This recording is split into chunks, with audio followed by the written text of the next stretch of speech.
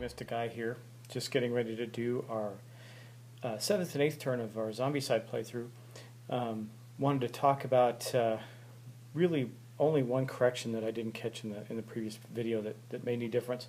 It's kind of a doozy, but anyway, I'm still debating, even now, how I want to handle that.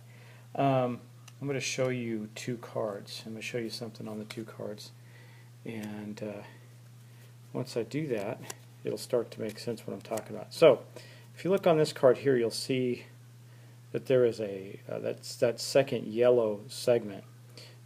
It says has a plus sign in the middle of fatty. Has a plus sign in the middle of fatty. Has a plus sign in the middle of fatty. And then on this one here, if I get it on the camera, you see that this one here, it's really bad. It has the same thing on a blue level. Now, as I understand it in the updated rules on the website, that means that those are abominations. Now, that couldn't be more worse for some, being the fact that we're not that deep into the game and we don't have a single weapon that could kill one of them at this point. So, I don't know how I want to run that, and I'll tell you why that's an issue. Is if I use the rule book that I have, and one very nice person was pointing out to me where this was in the rules, etc. But if I use the rule book that I have, and I go to where that is in the updated rules online, which is page 9, there's nothing on here that references that plus is a big giant abomination. So I don't know if I put out basically, you see those two fatties right there with the walkers, they would be replaced. Actually, all three of them, you see I left their current cards out there too, all three of those would be replaced with abominations, every single one of them, and they are extremely tough and hard to kill. I just don't think that is the way that this is meant to roll out. There's some rules in there about making some on the blog online about making the game easier and harder, pulling some of them out. I don't necessarily want to make it easier, but I also don't want it to be ridiculous. If I actually continue on with this as it is, and I replace all of those guys with abominations, which I think I only have 2 abomination figures anyway. I might have 3. I don't know. It'll absolutely destroy this game. There's no way we would have a chance. I mean, maybe. I don't know. So I think I'm going to make a decision. I'm going to quickly rifle through the Zombicide deck and see if I just had a streak of bad luck or if there's a bunch more in there, and see what we can do about that. I just don't think it's going to make for a very fun gameplay to see me try and run away from these things through perpetuity and try and find something that might be able to kill them. Like a Molotov or something. However, it certainly would add to the tension level. So I'm going to debate that, and I will be right back. So I did decide to basically play by the rules, and I compromised. And when I say the rules, I mean the rules that are posted online and updated. I even went through the new rules for not only the expansion, but the Prison Outbreak Season 2 rules, and they still don't show this in there, which is unfortunate. But I did follow suit, and normally, since I only have 2 regular abomination figures, when I drew a third one, it would have basically forced an activation for additional ones that I don't have. So that would have been absolutely disastrous as well, because I actually stepped some folks out into, or at least Derek, out into the street. So I kind of compromised, and I left that fatty up there with his 2 walkers, and I did replace these 2 walkers here with the abominations. This is going to be virtually impossible, because now instead of making my way to this building, I'm going to have to circle around to try and get there. And hopefully, in the meantime, we're going to search out and find a way to kill these abominations, because currently we do not have any possibility of doing so. So that being said, we're going to get started, and we'll come back and roll out turn 7 with our wonderful 2 abominations. With player turn 7, what I'm going to do is I'm going to have I'm not going to have Doug start as first player this turn. I'm going to have Raul start as first player. Basically he's got his rifle. He can pick targets because of the scope. So I think I'm going to have him take 2 shots with the rifle, the sniper rifle, and then hopefully get another round of searching in this room, trying to get something that can help us against these abominations. So we do have an empty bottle, so if we can find a thing of gasoline and we can lure those 2 abominations into a single space, we can actually kill them. But that's not where we're at right now. So first thing that's going to happen is we're going to utilize the rifle. Now remember, he's got the scope, which allows him to pick targets. He gets 1 dice. He needs a 3+. So first thing he's going to do, as we pan up here to the toy store, is we're going to look out and see that Derek's is in that space. But that's okay because of the sniper rifle ability. So he's got 3 zombies there. So Raul's going to shoot, and he does. He shoots. He gets a 4. He takes out a walker out of that zone. He's going to then shoot the rifle again, and again I'll put the noise tokens out after I'm done because I'm holding the camera with one hand. He rolled a 2 and missed with his second shot, so unfortunately we're going to consume a 3rd shot and have him go again. And he rolled a 6. Good dice rolls, right? He rolled a 6 on his 3rd roll, taking out a 2nd walker. That will also then place 2 noise markers in this room where he fired the gun, and that will end all of Raul's actions. We'll be moving on to Elsa at that point. Now, Elsa does have Moss Shotgun and a fire axe. Obviously, Moss Shotgun is better. And she may hand off that fire axe to Derek if she can move into that zone and get some things done. But, man, she still can't actually kill the big guys out there, and they are going to come into the zone. So there's one walker out there. I believe that what we're going to have Elsa do, and Elsa's right here, is step into this zone for her first action. For her second action, she's going to take a melee attack. It's only 1 dice, but needs a 3+ and does 2 points of damage against that walker right there. Let's see if she can get that done. She rolls a 3 exactly, so boom. So she does kill that walker. And now the question of the day is, where does she go from there? She goes this way, unless that zombie gets killed this turn, she will be attacked, and she'll probably have to fight off zombies that spawn next turn. But if she doesn't move, then she's going to have that abomination come into the zone with her, and basically there's no stopping them at this point. So, man, I think instead of shooting at this other zombie or something, she's going to have to move here so she can start moving around to that building and toward that objective token. It may be that we get another survivor or something that can help us against the abominations. So that will end Elsa's turn. Next, we have Derek, who is out in the street. His dog is in that zone there. So he's got no zombies to fight, so he can move freely. And I think what we're going to do here is we're going to first, since he can't fire into that spot, we're going to first activate his dog, who is right here. That is Cherry. Cherry's going to move. She can move up to 3, so she's going to move out in the street and then move into this zone. And that will use up one of Derek's turns. On the next turn, Cherry's going to attack that walker. Cherry rolls 3 dice and needs a 4+, and we'll do 1 point of damage. So we're going to roll the 3 dice. We got 2 hits, actually, so that walker was sufficiently destroyed. Now, I got to remember to do experience, too. I have not done Elsa's experience, nor rolls, so I need to keep that in mind as well.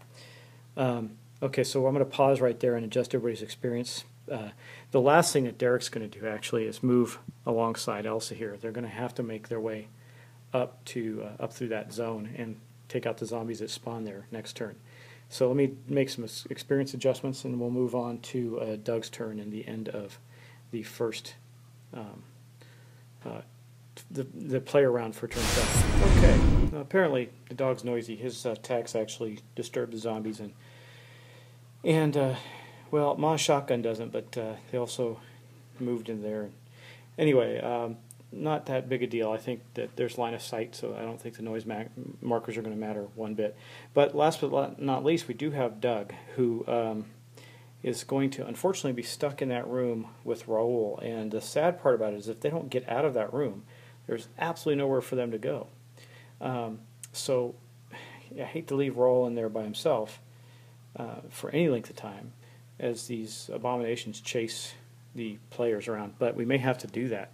What we're going to do first with Doug is he's going to search, trying desperately to find something. Where's Doug here? He's going to search, trying to find something that will help him against the abominations. Now, he drew a great card. Unfortunately, it's still not going to help him. It is Betty. Oh wait, that's an I cannot do. That got shuffled into the deck. That is actually an ultra red weapon and will not come out at this point in time. I meant to not have them in this game session because I'm not playing with them. Well, so he drew some cookies. Woohoo! That's going to give him an extra experience point. I don't think that that's going to help him too much. But you know, I realize I am making I did make an error with Rawl. He actually had an extra action. So I think what we're going to do is say that this was his draw here. So I forgot that he did level up and have an action, as does Doug. So Rawl's last action would have been, stepping out in the street would have been foolish. He would be attacked by that abomination. But he can use this cookie to gain another experience point, which will put him up to 10. Now we're going to draw for Doug. And, well, interesting. Doug got another dog, Gaspard, the American Bulldog. Let's see if we can get that to focus a little better. You can see she moves 3 zones. Slippery, meaning that it doesn't require any movement cost to move through zombies, and gets +2. Let me read that without the +2 dice in melee, which means that instead of 1 dice, it's going to have 3 in melee attacks with a 3+, but still only does 2 damage. Can't kill the abomination. That's a shame. And we're going to place that on Doug's card here and continue on with Doug's continued movement. Now he's still got 3 actions left. So what we're going to do with Doug is we're going to start clearing him out of here. We're going to have to leave Rawl by himself. So there's Doug right there. He's the blue figure. He's going to move here out into the street, move here into this zone, and with his last action he's going to pop up to here so he can start making his way around to that room. Even though there's going to be zombies spawning there, most of the noise is coming from down here, so they might split.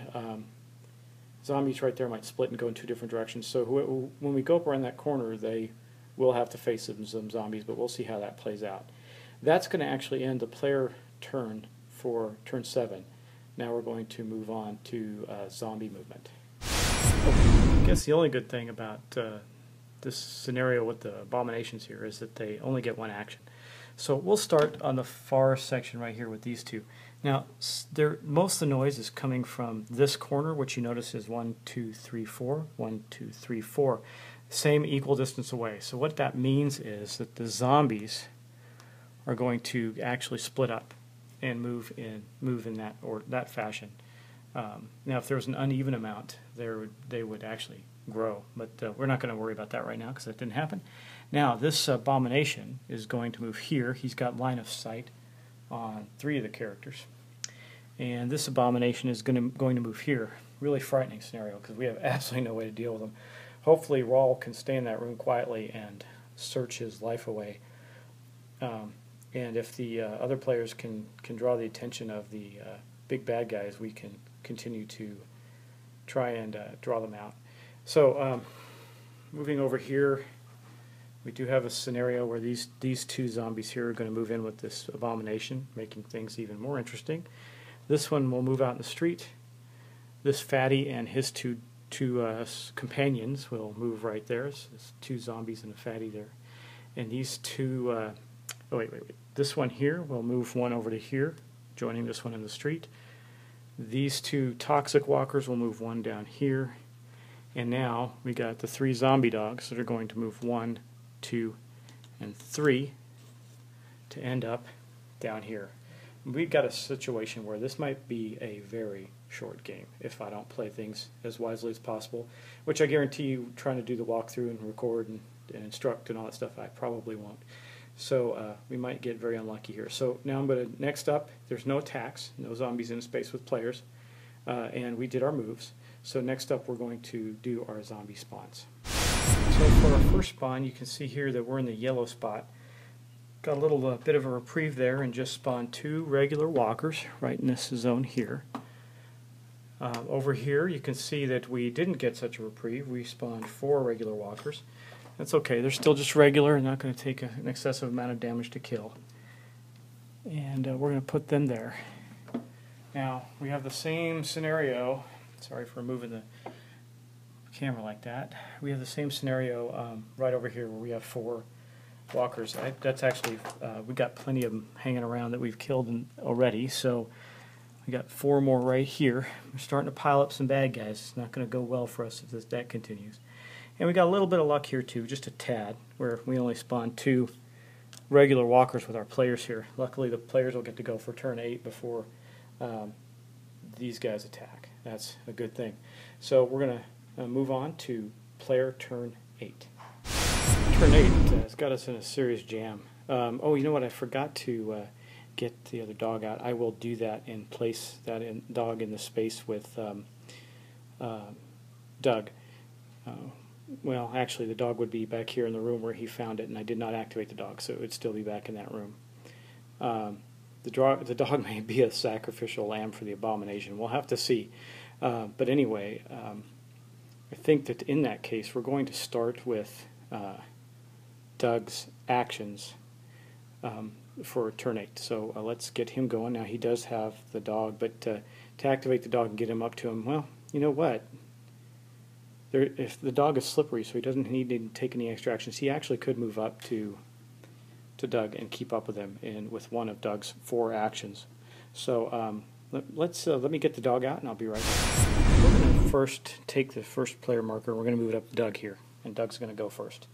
And for his first action, he's actually going to activate Gaspard. There's no sense in uselessly sacrificing such a great defender. He has 2 points of damage. He can kill fatties. He gets a 3 or plus to hit, and in melee he gets 3 dice. That is pretty outstanding. So we're going to first activate the dog, who is here in this room. He is slippery again, so he's going to move into this space with the abomination, but he's not going to do anything. Move into here with these folks, and then for his last movement, because he can move 3, move up to there. So he is with Doug in that space at this point in time.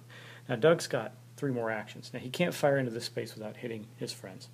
So he is going to spend his first action to move there. His second action is going to be to take a shot at that zombie. He really doesn't have anything else he can do. Unfortunately, he's got a pistol. Now he does have the laser pointer, so it does give him a +1 to his dice roll. He rolled a 4. There we go. And with the +1, that's a 5. So he definitely killed the walker that's here and gained himself another experience point. So we're going to add his experience, and then we'll move on to Raul's turn. Raul's in a bit of a pickle. He cannot move out of the room he's in without being attacked or getting stuck. Well, he could. It would take him 2 full actions. So it would take him 1 action to move into that space, 2 actions to move 1 space further into the zone with the 2 zombies, and then he'd be pretty stuck. He couldn't go anywhere. So I think what we're going to do with him is something a little odd, you might think, but he's going to go hide and search a little bit. We don't need that bag of rice, so he can get rid of that if he needs to. And he is wounded, so we don't want him becoming a zombivore too quickly. Anyway, here's Raul. He is in the toy store. So what we're going to do is we're going to retreat 1 here. That's 1 action. His second action. His third action is going to be to go here, and then for his 4th action, he is going to draw a card. A flashlight. Well, when he picks up the flashlight, he basically gets, if it can focus, basically gets to pick an extra card when searching. So that'll help him as he desperately tries to find ways to help his friends and allies with the the possibility of dealing with those abominations. So that will be Raul's turn, and then we'll come back with Elsa. He equipped his flashlight, and he did drop the bag of rice, which, based on the house rule that we have, just get dropped into the room where he's in. Again, that is a house rule. That's not part of the rules. The rules should be, it means normally it's discarded, if not traded. But now we're moving on to Elsa's turn. Now Elsa's got a couple of options. I think the obvious one is to attack and get the heck out of there. So that's what she's going to do. She's got Ma's shotgun, which she can stab a zombie with. Now, she's not slippery, so unfortunately for her, she's going to have to fight two off before she can move.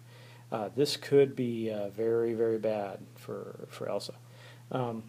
So for her first attack, now keep in mind she does have a 3, and in melee she only gets 1 dice, but she does 2 damage.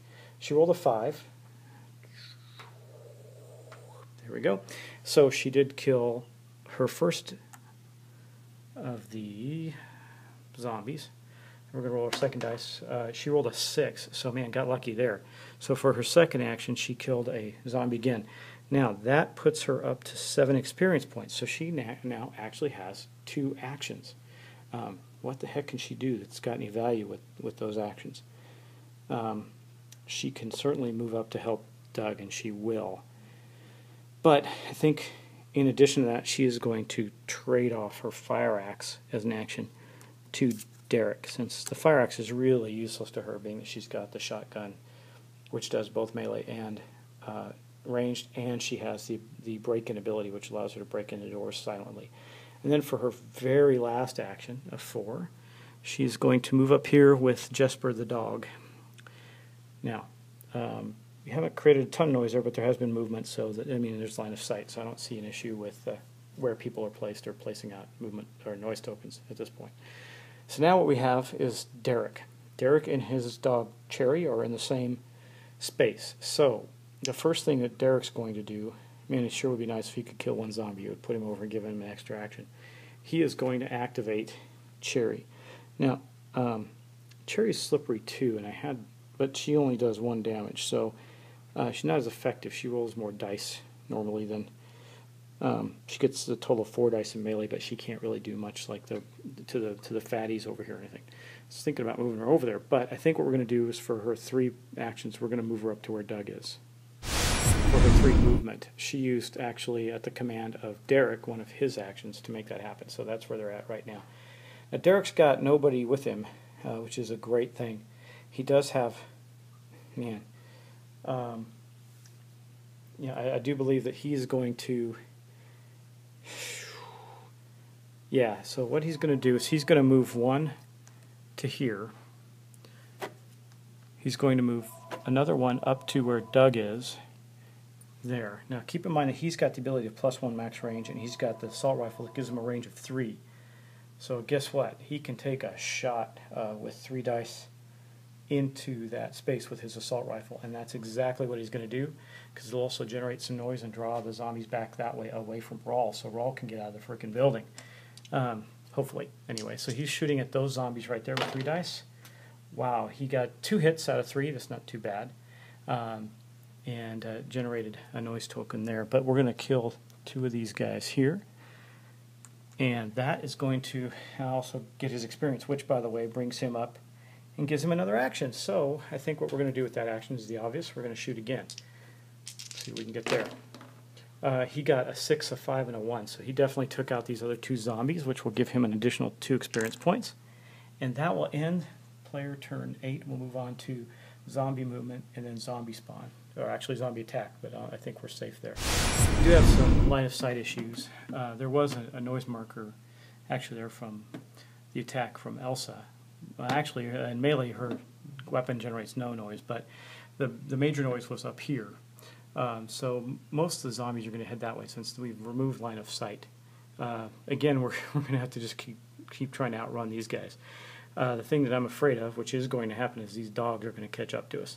So we'll start right here first, and we'll move this abomination. He's going to move into that space. Man, maybe that's a premonition. He fell over. And then we'll be spawning some zombies. Then we'll move this guy over with his toxic walker and regular walker into this space here. Coming up here, we got one little walker.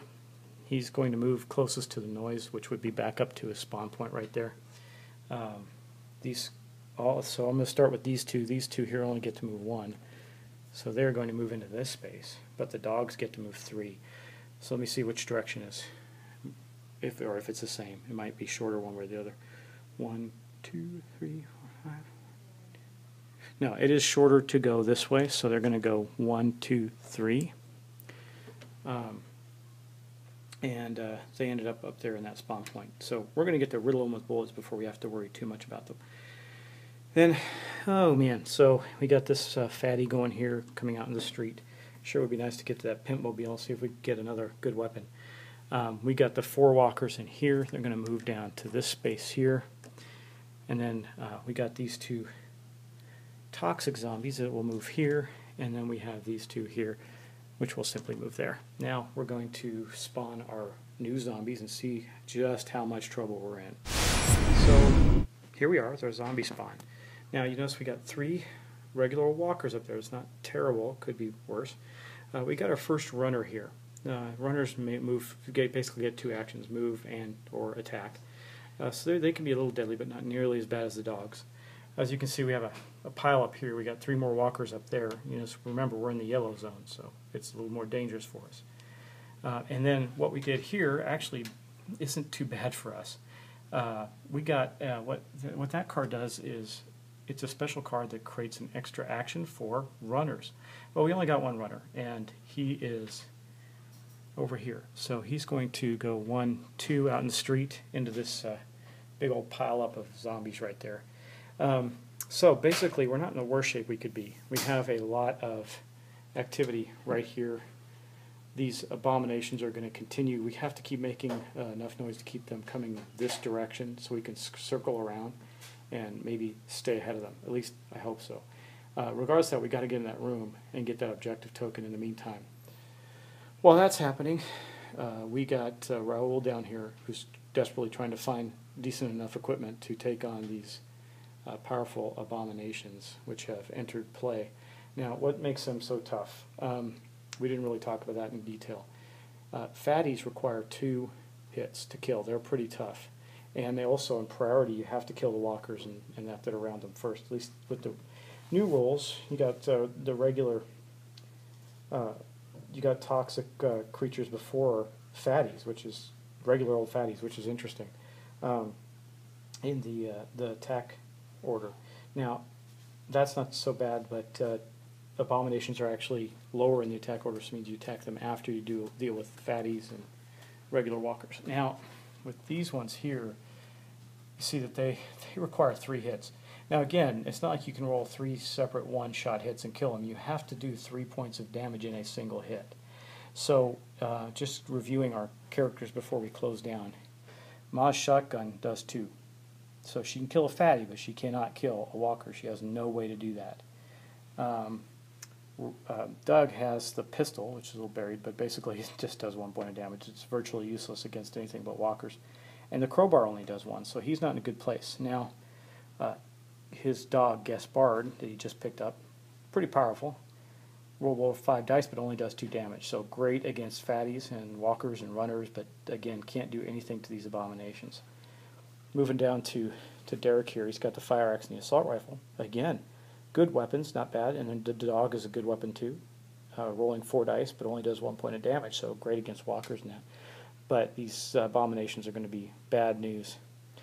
And then last but not least, we have Raul. Now, if I could possibly find the evil twins, I don't remember if they do 1 or 2, I have to look, or God, if there was some other rifle that did 2, that would be awesome, because that would give me 3. But right now, the only hope we have is finding some gasoline to create a Molotov cocktail with Doug's bottle. If Raul can get back to Doug. Right now, when you look at the scenario and what we're facing, Doug's in this room. He has to come out that door right there. And, yeah. So, I mean, really the only chance Raul has to connect with these guys again is if they manage to make it around here to this central room, pick up that objective token, and on their way down here they reconnect. Other than that, I think Raul might be in a lot of trouble in trying to get back to the group.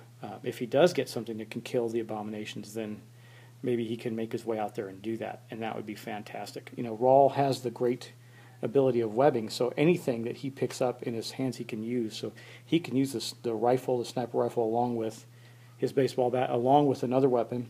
We would have to dump something like the flashlight, but we would not be dumping the hollow point rounds, because if he can find a 2-point weapon, ranged weapon, that matches the hollow points, then we'd be in good shape, which is a pistol, a sniper rifle, a rifle, or the Evil Twins. So if we get lucky enough, we might be able to find something. Now, lastly, I did draw a ultra red weapon out of the deck, and I was going to, you can't put it in their inventory, but I thought I had taken them all out. And the reason I did that is because the only way to do that is to cycle through the experience bar twice. Based on the scenario and what's going on, if we actually get that far, we're going to be long dead. We're not going to have made it. As you can see, we're already in a bit of trouble. We only have one guy with an injury, which is Rawl, but we're starting to get quite a bit of enemies piling up against us. So anyway, that's going to end turn 8 for my Zombicide playthrough. I hope you enjoyed it. 9 and 10 will be coming shortly. I'm doing these all in 2-turn slots. So again, hope you liked it. As you can see, we're in a bit of trouble, and I will talk to you next time.